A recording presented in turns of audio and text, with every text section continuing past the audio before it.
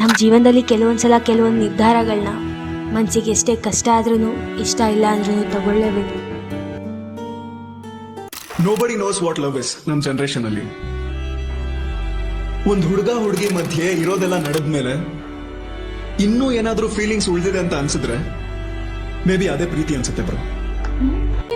ಕಂಡ್ರೆ ಅಷ್ಟೊಂದು ಇಷ್ಟ ಇಲ್ಲ, ಹುಟ್ಟಾಗಿಂದ ನಾನು ಏನನ್ನೂ ಸಂಪಾದಿಸಿಲ್ಲ.